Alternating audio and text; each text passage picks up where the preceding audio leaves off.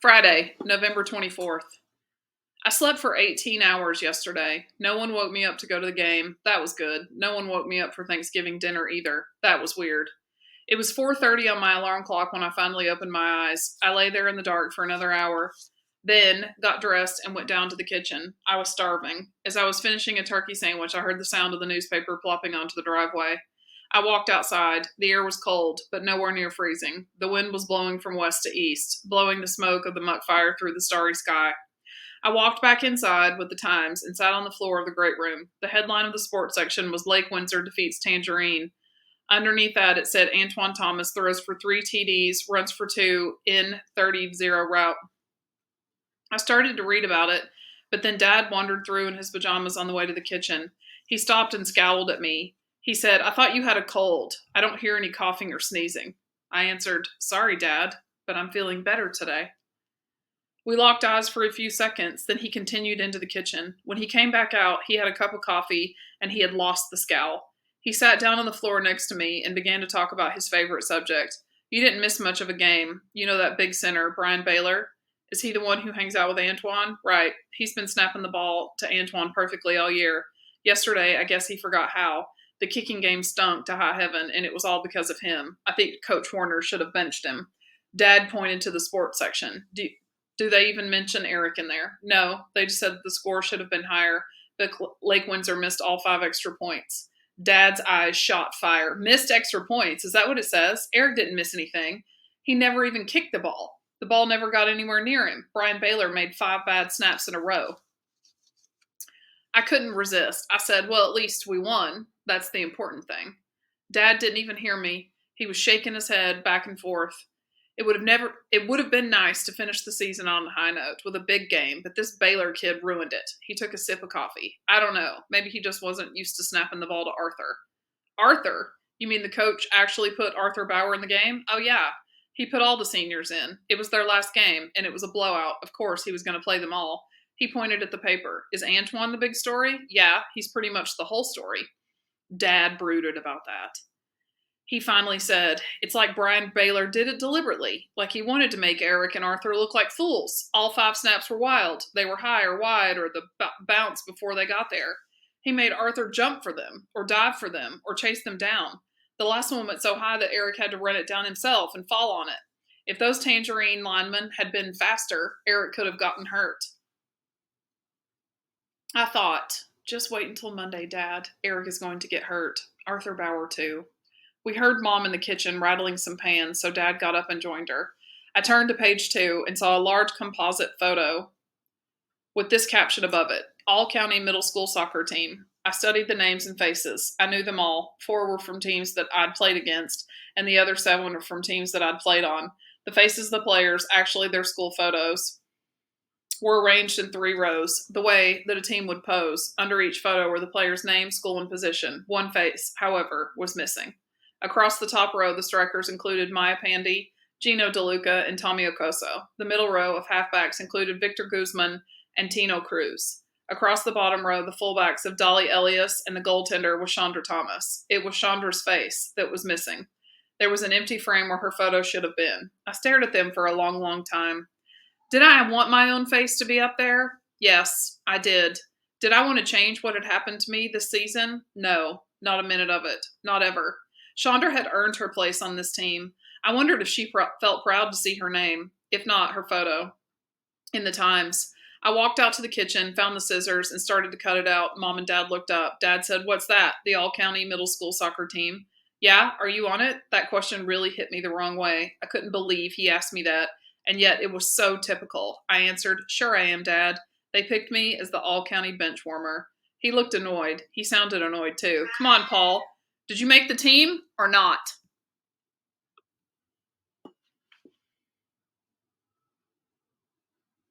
We locked eyes again. "How many games did I play in, Dad?" He pulled back. "I don't know." "What positions did I play when I did get into a game?" "How am I supposed to know that?" "Okay, here's one. How many field goals did Eric kick this year?" He stared at me, and then he blinked rapidly. "All right, your point is taken. What's that supposed to mean?"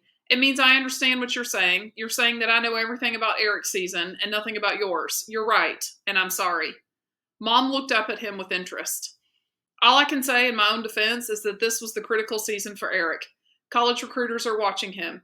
Aloud is riding on this season. His entire future in football is riding on it. Mom asked quietly, "What if Eric has no future in football?"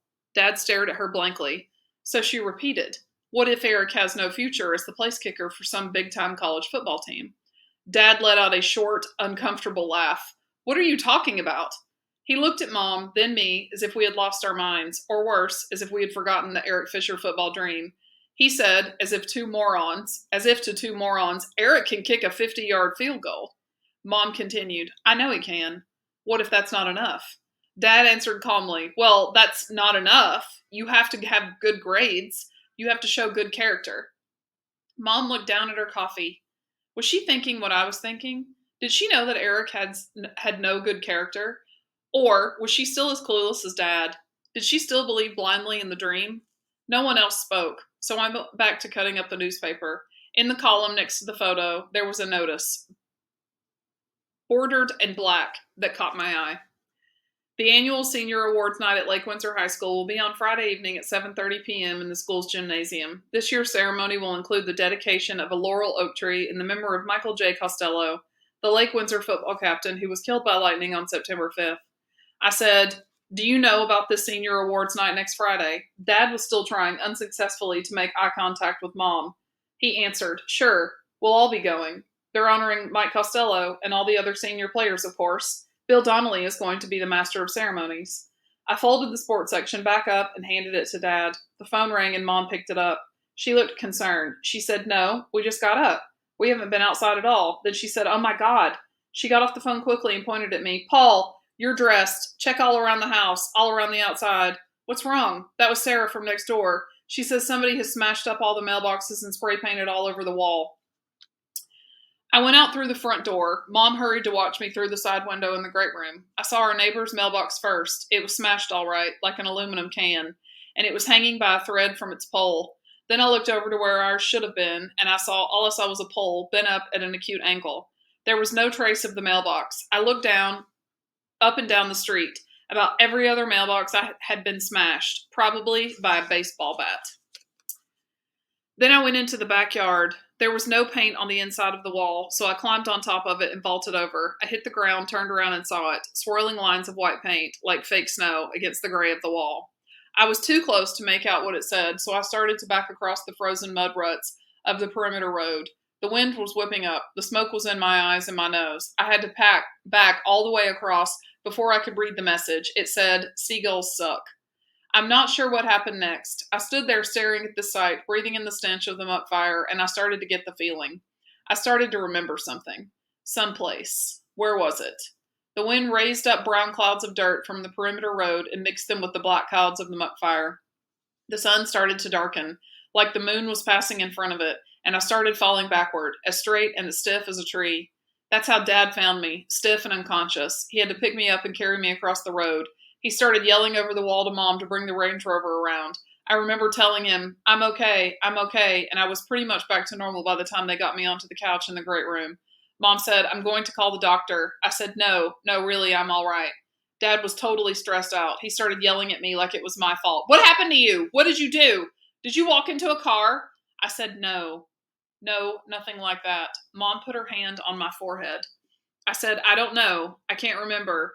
I really can't remember." Mom looked in the backs of my eyes. She said, "This is all my fault. You had a cold to begin with, and then I sent you out into that disgusting air." She started into the kitchen. "I'm going to make you some tea." Dad stared at me for a few more seconds. Then he joined Mom in the kitchen and talked to her about the mailboxes and the spray paint. He said, "I bet the kids from Tangerine High did it after yesterday's game. They were mad about getting blown out like that." He's probably right. Mom brought me a cup of hot tea with lemon. All day long, she and Dad kept looking at me and asking me how I felt. I kept saying okay. That was true, and yet it wasn't. The whole truth is, I feel very weird, but I can't say why. I can't remember why. Not yet. Monday, November 27th. Today was supposed to be the day. Mom insisted that I stay at home, although I told her I felt fine. I thought all day about Eric and Arthur. At 10 a.m., I thought to myself, Eric and Arthur have no idea at this moment that they're going to face Luis again this afternoon, and that this time he won't be alone. At noon, I thought the same thing, and I thought it again at 2. I wondered if Eric would walk through the kitchen door with his eyes swollen and black, or with his nose broken. I wondered what kinds of questions Mom would ask him, and would he answer them? I figured that Eric and Arthur would take the time to make up a mutual lie, like they had gotten jumped by 10 guys from Tangerine High School, maybe the same guys who had vandalized our neighborhood. That would sound a lot better than the truth, that their own teammates despised them so much that they helped a stranger beat them up. Anyway, Eric did walk through the kitchen door, but something obviously had gone wrong. He went straight to the refrigerator and grabbed a can of soda. I looked right at his face. There wasn't a mark on him. It hadn't happened. Something had gone wrong. I was disappointed, but still confident. Something had gone wrong. That was all. I sat down at the kitchen table and tried to think, could it still happen to Eric and Arthur? When? How? Then it came to me. Yes, it could still happen.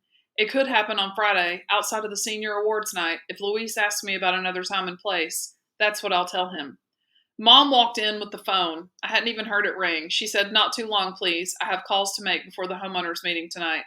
I pressed the button. "Hello? Hi, Paul. It's Carrie." I held the phone out at arm's length.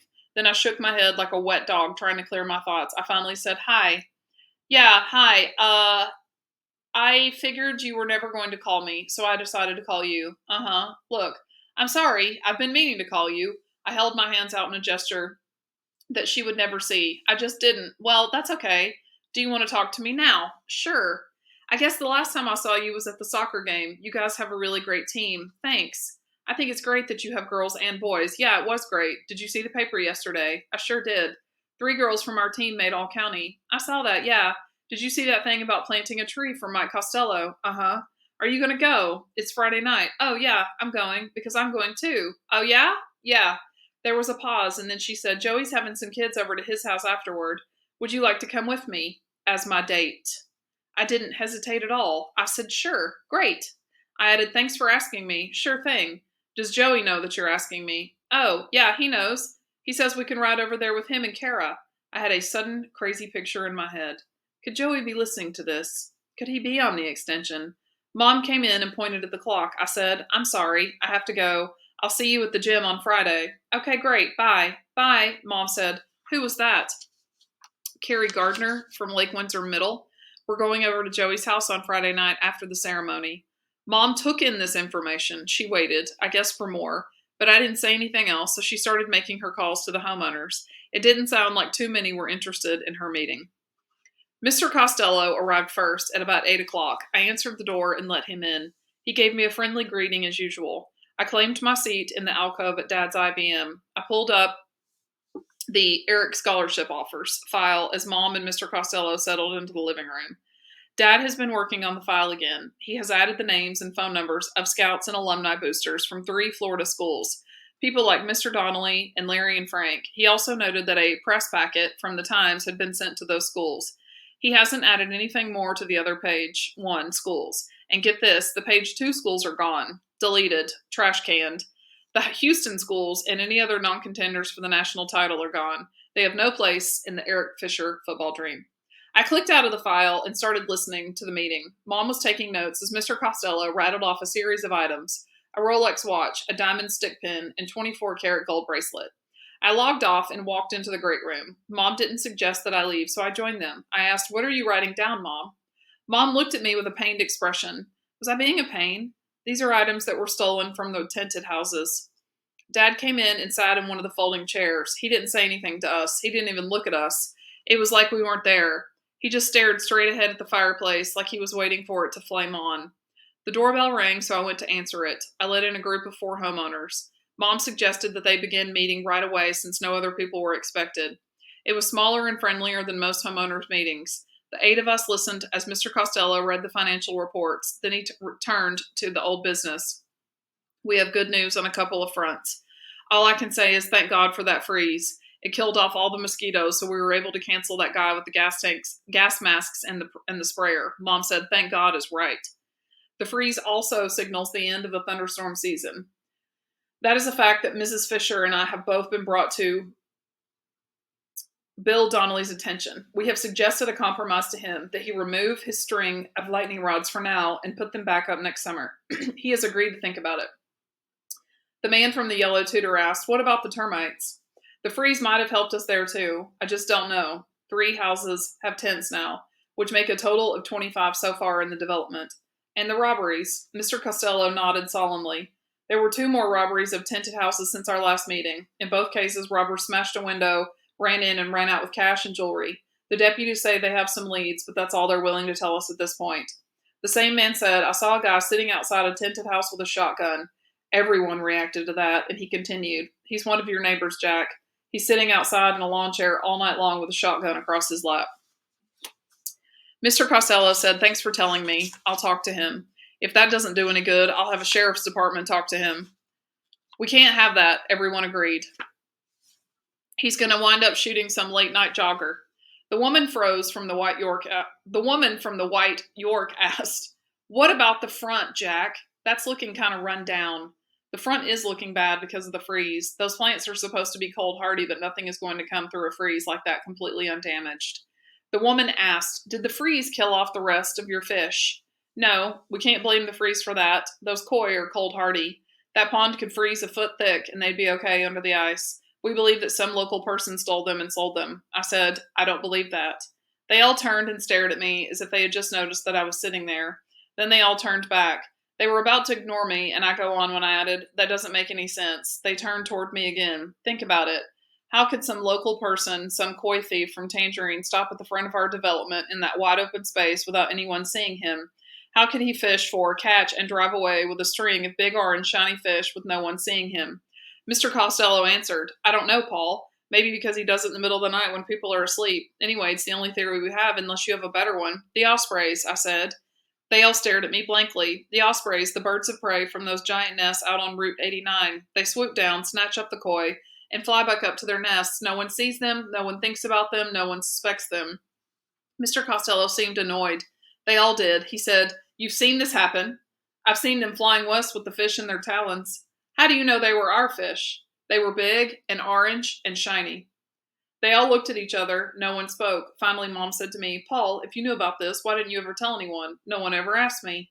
She looked at me with the pained expression again. Is there anything else we should ask you about? What do you mean? Do you know anything about the robberies? No. Are you sure? Yes. Mom nodded. She believed me.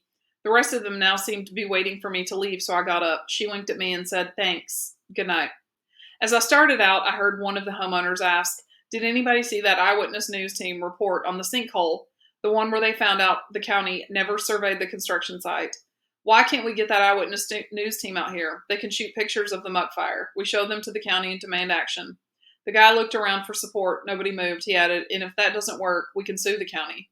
Mr. Costello half smiled and pointed at Dad. We'd be suing our host here. Dad jumped to his feet and gestured for the crowd's attention. He looked absolutely frazzled. I want you all to know something. I am determined to change things. That sort of nonsense, an unsurveyed construction site, will never happen again in this county. I can't change the past, but I'm putting some big changes in place. For now, and for the future, the homeowners listened. They turned to other matters. I continued on upstairs. I have to wonder about Dad, though. He was a wreck just now. He was coming unglued. What is going on in his head?